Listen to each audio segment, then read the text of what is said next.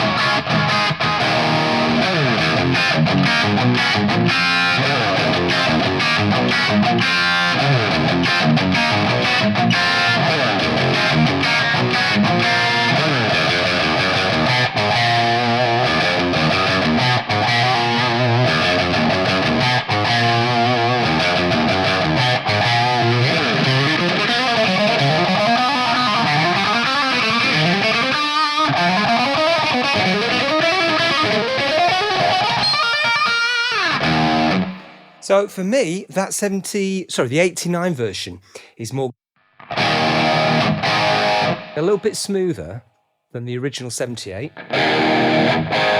which sounds a bit more AC/DC Marshall-ish. So it's interesting that the less variact version actually sounds more grainy. And again, that 78 version sounds a little bit more boxy, doesn't it? Very interesting observations there. So that's Interflames. Let's check out another one of these presets that uses the Explorer Destroyer style guitar, the Super 70 pickup. So it's time for the Devil's Race, which I think is Running with the Devil. I'm just going to get in tune for that one. Now, there's a reason why we play Running with the Devil as a test tune. You'll find it on every Brownsound YouTube video. For me, the reason is because when you play those chords, you're looking for a bloom in the sound, something that makes the sustain grow rather than diminish. And it's a particular feature of that sound. So I'll be keen to test whether we can do it with this Tonex collection. Okay, it says I'm in tune with Running with the Devil.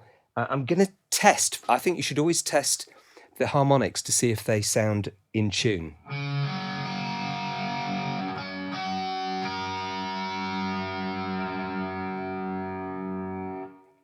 Yep, that'll do it for me. Okay, so this is the first of the presets, the Devil's Race 78 volts, using the 1960A speaker, which I believe, if I check out...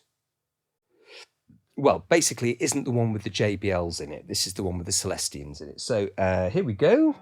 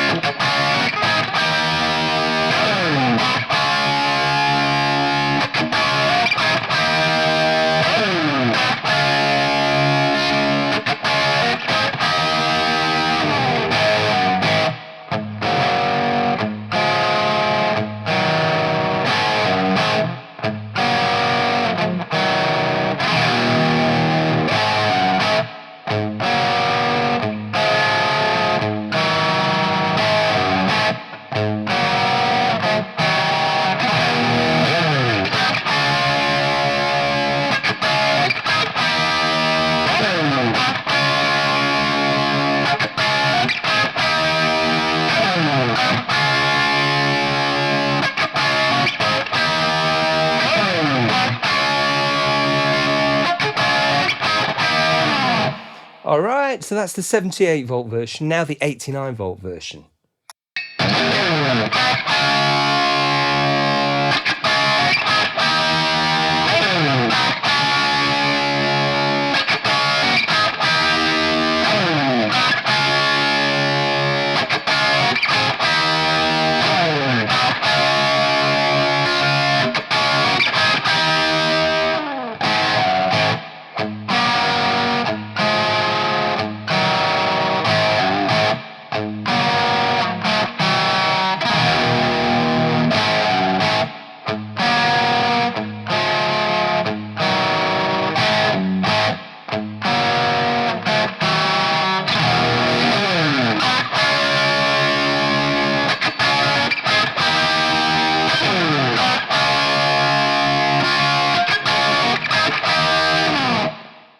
Cool.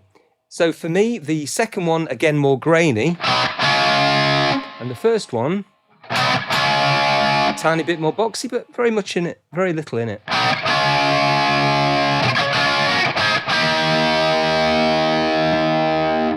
But I would definitely say this one has a distortion quality to it which lives a bit longer. So when I click on the information, it says this is a drive with G12Ms, and the next one, the 89, G12Ms again, still drive. So there's very little in that. So I think the difference will be that Jim was playing around with the input gain on his mic pre, and he found that he could introduce some more distortion that way. So it's possibly something to do with the 89 volts and the mic pre. But for me, the 89 is the one.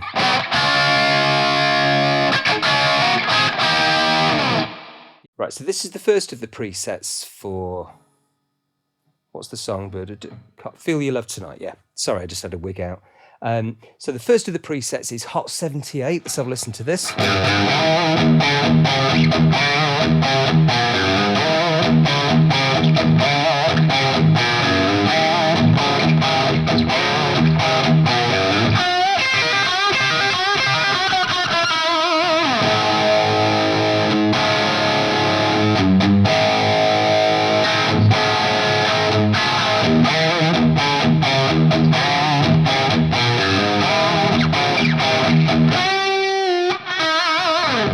Now the second one, Hot 89 volts.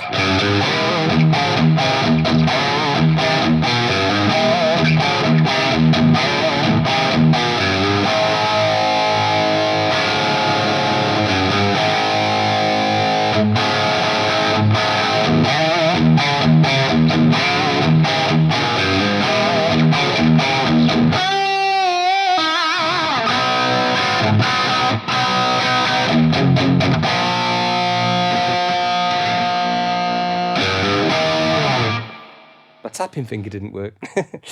Anyway, that's the second of the hot ones, 89. Now this is British 78. Let's see what the information says about this one. Oh, it's the basket weave cab. All right. Let's just close that.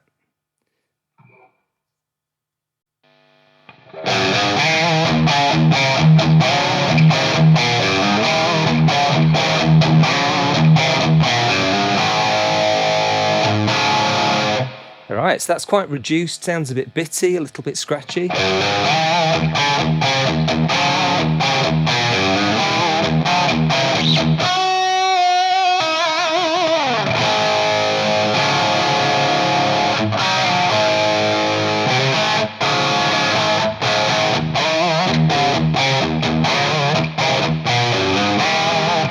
Nice, so that's the 89 volt version, 89 volt version of the same. Now this one says warm, WRM.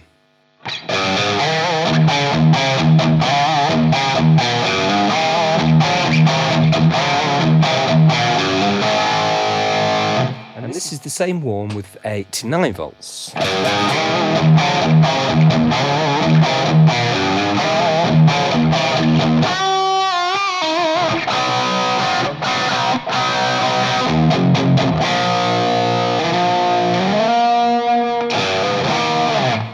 I'm liking the 89 volt versions a lot more, and between those different cabs you've basically got tonal options for whatever rig you might be using. Let's assume you're playing a gig and you've got like a bright PA cabinet or something, or a bright clean amp that you plugged through. You might choose the warmer of the presets, or just choose the one that's applicable for your use.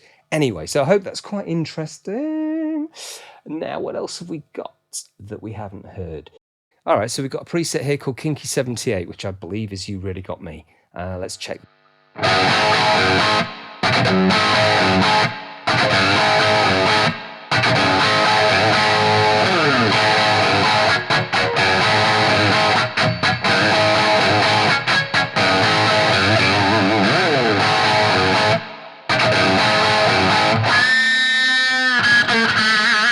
All right, so we've got Kinky 89 volts now.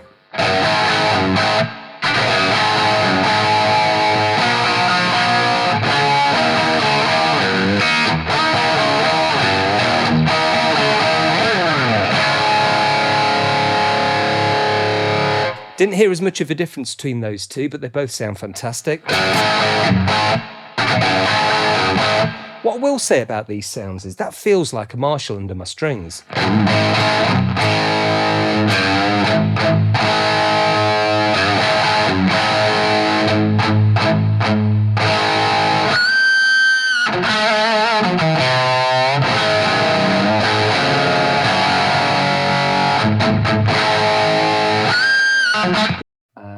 Well, I'll tell you what, we should have a look. Jim was going on about I'm the One in the interview on my channel, my last interview with Jim Gaustad. And he was saying with I'm the One, using a traditional Marshall setup, the A string dominates the sound as you pedal between that and the D string. And he found that removing two of the valves of the Marshall, valves 4 and 5, the two power amp valves, he was able to somehow reduce the bass response. So that's what we're going to try now. All right, so here's my, to all intents and purposes, my Frankie style guitar. Now this one's got higher output pickups, so what I'm going to do is I'm going to reduce the gain on the input of the channel strip until I feel it's sounding more like what we're looking for. So that's the one. This is 78 volts. Let's see how we do.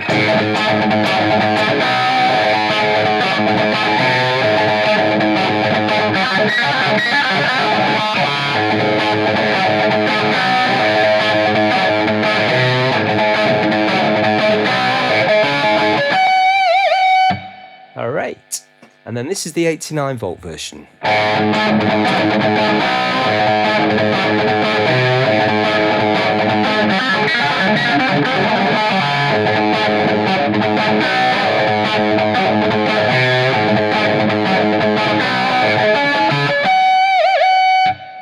There we go, two versions of that. I'm going to turn the input gain up on the channel strip a little bit.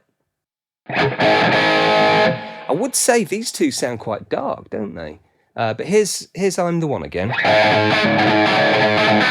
Now Jim mentioned actually that if it's sounding dark, it's because your pickup is hotter than his, and hot pickups tend to have less treble.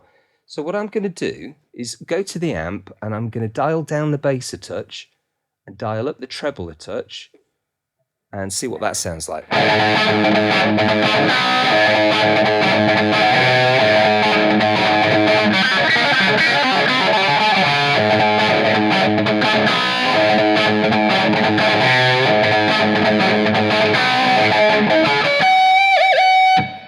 I think that sounds better that way. So what we're finding is that you do have to modify the settings of the amp and your input signal to match the pickups you've got. Otherwise, you're going to get something a bit north or south. So you do need a little bit of knowledge and being able to discern whether you've got too much bass or treble or gain. Keep your mind on that as you're going through the presets. Right, this is I'm the One, 89 volts. Again, I'm going to boost a little bit of treble, take a little bit of bass off. See where that gets us.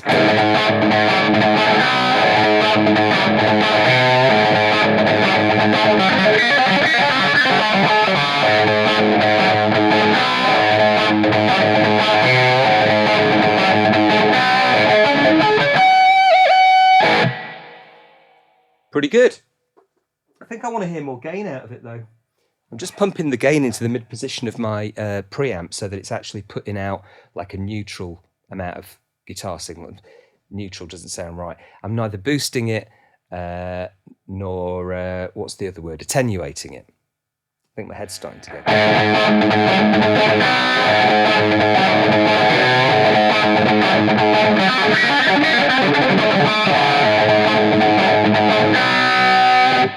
Sounds pretty good.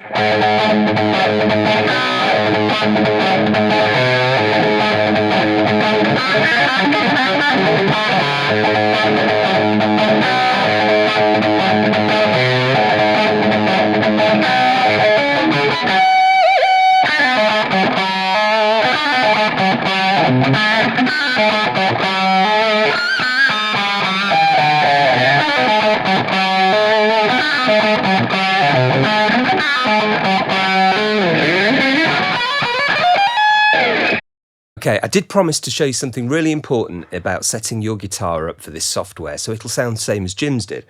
And what this all revolves around is the output from your pickup. So Jim programmed this software with a really low wind 7.625 Gibson PAF style humbucker in his Frankie. Now this thing doesn't push the amp very hard at all, but it does provide a very airy, open sort of treble response. However, most guitars being sold nowadays, like the EVH Frankie guitars, their pickups weigh in at 14K, which is double the DC output. And effectively, that's just going to push the amp way harder, and it's going to push it into more overdrive than was targeted for the profiles. Don't forget that for most Tonex captures, you'll be pushing your guitar into an amp, and you might turn the gain up or down to make it sound the way you want. This is different. These presets have been tuned to sound just like the Van Halen albums, well, the first two albums in this case. And so they've been tuned to perfection. If you then push in double the amount of humbucker output, it's going to sound like a different sound. So what I thought I'd do is I'd show you this guitar, my Les Paul, which has got a 7.6 Gibson PAF humbucker in it. I thought we'd just have a listen to the build-up on Unchained, where Ed plays quiet to loud without moving the guitar volume. This is what it sounds like.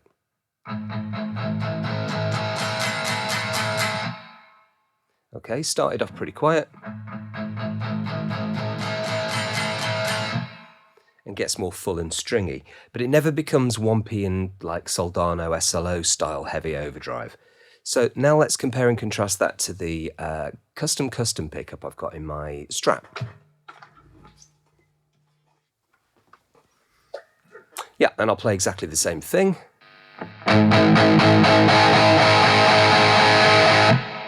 It didn't start quietly, and it reached a heavier overdrive. Yeah, so I'm going to back down the gain that goes into the Tonex. So this is basically the last volume control on my audio preamp. So my guitar plugs into the DI input of this 1076 style preamp, and then I have an output volume, and I'm backing that output volume down by a quarter of its travel. So I'm basically attenuating the signal going into Tonex to try to get this to be more like the 7.6K humbucker in Jim's guitar. Let's have a listen. That's great. So I'd thoroughly recommend that you adjust the input of your gain dependent on your guitar pickup, and also in the software, if you've got a high output pickup, it rolls off more treble. A lower output pickup has more treble in it. So with the profiles in the software, I'd recommend turning up the treble response, maybe backing off the bass a tiny bit, and adjusting your input gain until you're getting that sound. Any more than that, and you're overcooking it, and it's not really what Jim was going for. Conclusions then. So what did we think about this software? Well, I'll tell you what I thought. For a kickoff, the hardware, the Tonex system, it's possibly one of the best sounding and also the cheapest platforms for using profiles. I don't know how they've done it, but they've achieved a warmer, sort of a deeper sound than a lot of the profiling capture systems. And they've also provided a great software interface and two great pedals that I'm using. There's the small Tonex Nano pedal, and then there's the larger 50 preset pedal. Both represent excellent value for money. That's the hardware. In terms of the software, I think there are a couple of issues that I'd like to address. The first one is that the GUI, the actual interface that you're looking at on the screen, it's pretty complex. I've got to say, it's a little bit messy. It's got collections in different places. It's got different ways of navigating. I find it mystifying. Even just navigating to my Brownsound collection took a bit of doing until I found there was a special collections tab halfway down in the middle. Basically, I found it a little bit cryptic. It works brilliantly, and all the features are fantastic, and its ability to pull down different profiles off the net are all fantastic features. I just find it a little bit scrappy in the look of it. But the other important thing for me is that if you're going to offer presets which nail album sounds, you need to offer a crosshair on the input gain register, the graphical input gain. it should have a point at which you've reached optimum gain. I can liken this to the 2 Notes Reload box, which is basically like a load box for your valve amps, and lots more too. It's a fantastic unit, but it has a 3 LED system for letting you know when your amp is hitting the input at the right level of gain. It's blue when it's too low, it goes green when it's perfect, and it goes red when it's too hot. And then you have a trim pot that enables you to just dial that in perfectly without even touching your amp. Now for me, that is what we need here on the Tonex. We need a crosshair to say you've achieved the right amount of gain to make this preset sound the way it should. I really strongly recommend that Tonex look into doing something like that on an upgraded revision, on a future revision. Because I think that would really help with these targeted profiles. As I mentioned, like for normal amp use, you might be turning the amp to different levels of gain, and that's fine. This is a specific instance where I think it would be very useful to have a target. That said, it works fantastically. The effort that Jim's gone to really paid off. A couple of these presets, I felt like I was playing a valve amp, and it sounded just like the Van Halen albums. That was in isolation mode. So I think what we need to do as a final test is I need to play along with the track, and we need to see if the actual guitar combined with the backing track sounds like the original. So we'll do that as an outro. But before that, I'd just like to say thank you very much for watching. Please press the like. Please subscribe if you enjoy this kind of madness. And I shall be coming at you with more videos in the future. So thank you very much. Please use the link if you're considering buying this software. The link is in the description of the video, and you'll pay the same price, but the channel gets a little kickback, which is all very helpful for keeping the channel running. Right, well, I shall leave you with that. Hope you've enjoyed it. Well done to Jim, well done to IK Multimedia for this amazing software. I don't think I will be selling my amps, and the reason is because I really like that workman-like tool-based system where I've got hardware and I can pull it about and I can change things. I love that open architecture. The software works a treat, and if you're going to do a tour where you're playing Van Halen style material and you can't take gear, take this. It's going to do the job. I hope that's been useful. Over and out.